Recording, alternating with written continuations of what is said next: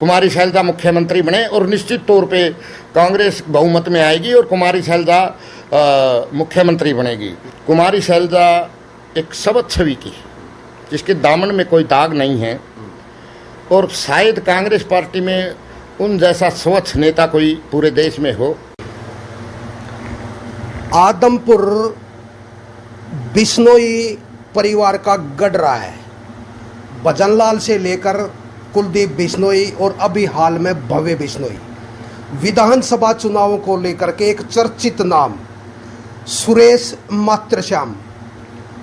हम इनसे सारी बात कराएंगे क्योंकि विधानसभा चुनाव अक्टूबर में होने हैं और जिस प्रकार के से अगर बात की जाए कांग्रेस पार्टी की, तो कांग्रेस पार्टी के अंदर इन्होंने विशेष पहचान बनाई है लोगों के बीच में रह करके। इनसे बात कराएंगे कि भाई आदमपुर जो चुनाव है, आदमपुर जो विधानसभा क्षेत्र है, उसमें किस प्रकार की तैयारियां ये कर रहे हैं। नमस्कार जी सुरेश जी। कैलाश जी नमस्कार। कैसे हो सर? बहुत बढ़िया जी कैलाश जी, और आपके चैनल साची कहना के सभी व्यूअर को मेरी नमस्कार। भाई साहब, आदमपुर में चुनाव के लिए ताल ठोकने वाले हो क्योंकि आवेदन आपने कर रखा है और मेरा मानना तो ये है कि भाई आपने जो मेहनत कर रखी है ना, वो शायद किसी ने कर भी नहीं रखी होगी। सुरेश जी क्या कहना चाहेंगे? आदमपुर मतलब बिश्नोई परिवार का गढ़ जी। देखिए कैलाश जी, मैं 30 साल से आदमपुर ही नहीं जी, पूरे हिसार जिले के, चाहे वो नलवा है, चाहे उकलाना है, बरवाड़ा है, हिसार है, चाहे नारनौल क्षेत्र है जी, सभी जगह निरंतर सामाजिक कार्यक्रमों में, धार्मिक कार्यक्रमों में, राजनीतिक कार्यक्रमों में मैं मौजूद रहा हूं और मेरे से जो हुआ जनसेवा के प्रति वो मैंने 100% नहीं 105% जनता के लिए किया है। और आदमपुर विशेष जैसे आपने कहा भाई क्यों है, आदमपुर मेरी जन्मभूमि रही है, आदमपुर मेरी कर्मभूमि रही है और जन सेवा का जो विशेष क्षेत्र जो जनता का लगाव रहा है वो आदमपुर क्षेत्र में, क्योंकि पुराना जो हमारा हलका है 2009 में जो नया परिसीमन हुआ था उससे पहले सन 94-95 से लेके आज तक मैं आदमपुर से विशेष जुड़ा हुआ हूँ। इसलिए आदमपुर के लोगों की भी एक इच्छा है, मेरे काम को देखते हुए, मेरे प्यार को देखते हुए और उनके प्यार को देखते हुए भाई मैं आदमपुर से चुनाव मैदान में आऊं और इसी वजह से मैंने आदमपुर से आवेदन किया है। आदमपुर विधानसभा की अगर बात की जाए तो एक तो सामान्य वर्ग का आदमी चुनाव लड़ेगा। आप एक 80 कैंडिडेट होते हुए आपने आवेदन किया है, यानी क्या लगता है सुरेश जी आपको कि आपको मतलब आदमपुर क्षेत्र सफल बनाएगा या आदमपुर के लोग आपको सफल बनाएंगे? देखिए, मैं दलित समाज में पैदा हुआ हूँ और ये कोई ज़रूरी नहीं है कि एक दलित समाज में पैदा हुआ आदमी एक सामान्य वर्ग में चुनाव ना लड़े। और हरियाणा प्रदेश में शायद ये मैं पहला आदमी होऊंगा और पहला जो आवेदन होगा शायद जो सामान्य से भरा गया है।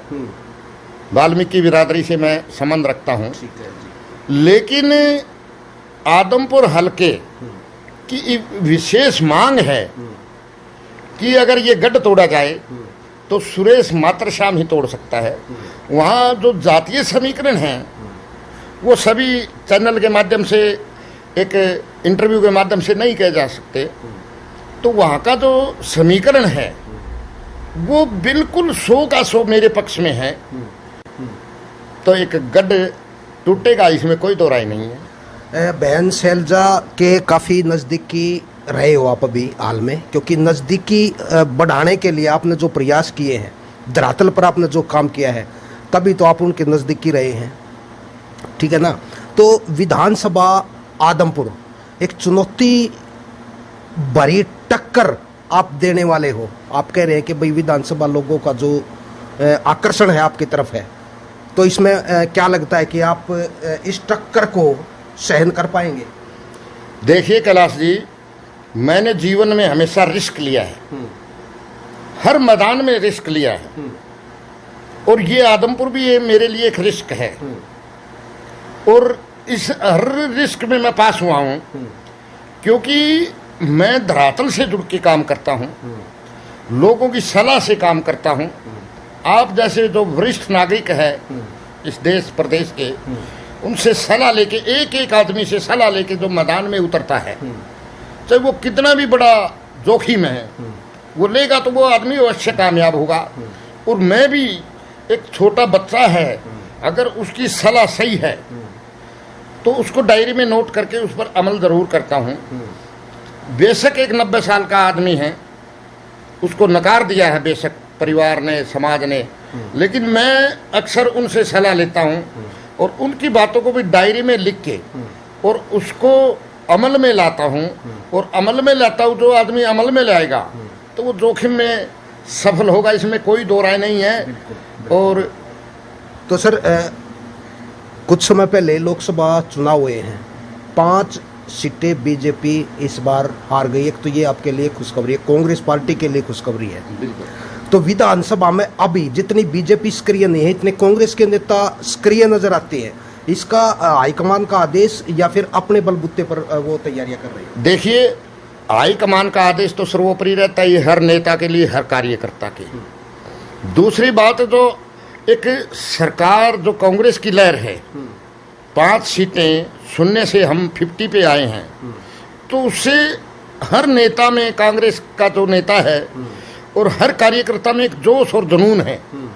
उस वजह से वो घर घर तक पहुंच रहा है, जन जन तक पहुंच रहा है, हर इंसान से मिल रहा है, वो चौक चौराहे पर पहुंच रहा है, हर दुकान पर पहुंच रहा है। तो वो प्रचार का जो भी माध्यम है कांग्रेस का, कार्यकर्ता है, नेता, वो कोई चूक नहीं रहा है। और इसी वजह से विपक्ष की आज मजबूत भूमिका के वजह से वो बीजेपी की जो नकारा सरकार है उसको प्रेशर में ले लिया है कांग्रेस ने जी। और प्रेशर में ही लेने के कारण भाजपा के पास कोई सूझबूझ आ ही नहीं रही, भाई हम क्या करें क्या नहीं करें। वे किंग करतव्य मूड की पोजीशन में आज आ गया है भाजपा का जो अमला।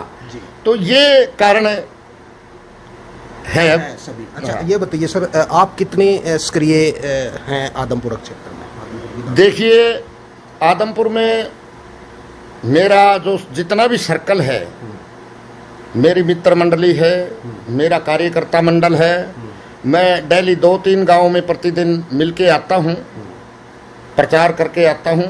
और प्रचार नहीं, मैं चाय पीने के लिए जाता हूं और एक भाईचारा बढ़ाने के लिए जाता हूं, समस्याएं सुनता हूं और हर संभव उन समस्याओं का समाधान भी जो मेरे से होता है वो करता हूं। तो ये राजनीति का एक सिस्टम है और उसी सिस्टम के तहत मैं जा रहा हूं। नंबर 2 बात जो बताऊं आपको, मेरी डिक्शनरी में कोई गोलीबाजी नहीं है। जो लोग मुझे काम कहते हैं, और मैं एक ऐसा नेता होगा, मैदान में बहुत से नेता है, लेकिन मैं धरातल से जुड़ा हुआ नेता हूँ। छोटी से छोटी बात का मुझे ज्ञान है, चाहे वृद्धावस्था पेंशन कैसे बननी है, मकान का लोन कैसे होना है, कोई भी काम किसी प्रकार छोटे से छोटा, बड़े से बड़ा कैसा होगा, क्योंकि मैं पंच सरपंच हो रहा हूँ, धरातल से जुड़ा रहा हूँ। अब आप एक बड़े नेता से पूछ लीजिए, बड़े दरवाजे वाले नेता से पूछ लिए, बड़े पैसे वाले नेता से पूछ लिए, उनको ये ज्ञान भी होना बहुत ज़रूरी है। लेकिन मैं जनता में जाता हूँ, मेरे पास समस्याएं आती है और मैं उन समस्याओं का हर संभव प्रयास करता हूँ और प्रयास में सफल होता हूँ, तो वो लोग मेरे से एक नहीं 100 जुड़ते हैं जी। सर, बीजेपी लोकसभा चुनाव में जिस प्रकार से कांग्रेस से 5 सीटें जीती हैं, ठीक है, बीजेपी के जो बड़े नेता हैं, या हम बात करें मुख्यमंत्री तक की, वो कहते हैं कि भाई झूठ बोल करके कांग्रेस ने 5 सीटें प्राप्त करी हैं हरियाणा।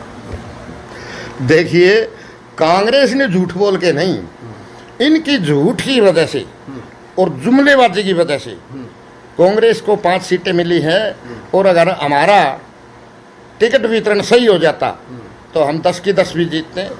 और इनकी झूठी और जुमलेबाजी की वजह से, झूठे वायदों की वजह से हरियाणा में भी 60 से ऊपर सीटें विधानसभा में कांग्रेस हासिल करेगी, इसमें कोई दो राय नहीं है जी। तो शैलजा की अगर कार्यप्रणाली देखी जाए, बहुत अच्छे लेवल पर काम कर रही हैं और अभी लोकसभा में भी जैसे पूछी है सिरसा से, तो सर क्या कहना आप चाहेंगे कि उनके प्रतिनिधित्व में या उनके उनका जो प्रतिनिधित्व है उसमें किस प्रकार से कार्य होंगे? देखिए, पूरे हिंदुस्तान में, हरियाणा प्रदेश में नहीं, उन जैसा स्वच्छ नेता कोई पूरे देश में हो।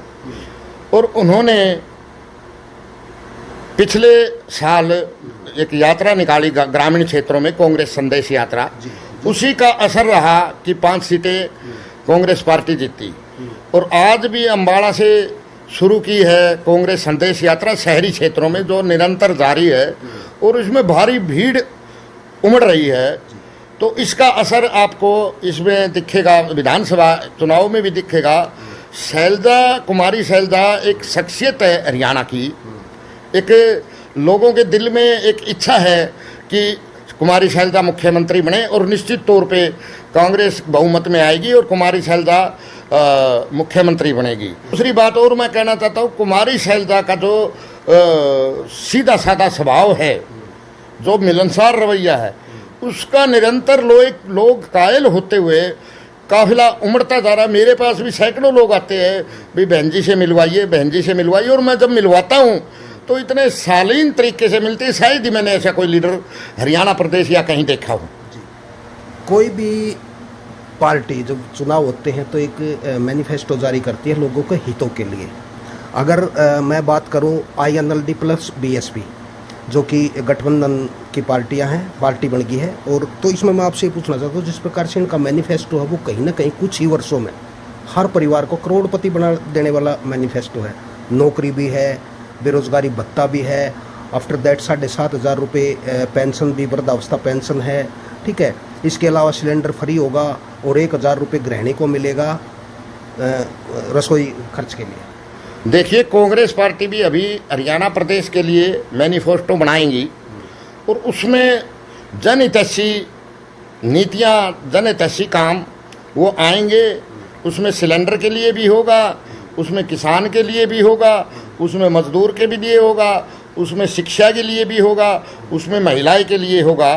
मतलब ऐसा जो घोषणा पत्र है वो आने वाला है जो हर वर्ग के लिए लुभावना होगा, हर वर्ग के लिए काम करने वाला होगा। जी, तो सुरेश जी, चलिए, आपसे बातें बहुत हो गई हैं, हमें इजाज़त दें आप। और आप विधानसभा आदमपुर से विधायक बने, मंत्री भी बने और लोगों के उज्जवल भविष्य के लिए काम करें। इन्हीं शब्दों के साथ बहुत बहुत धन्यवाद कैलाश जी, और आपके साथ ही कहना चाहिए। बस भाई कर दे।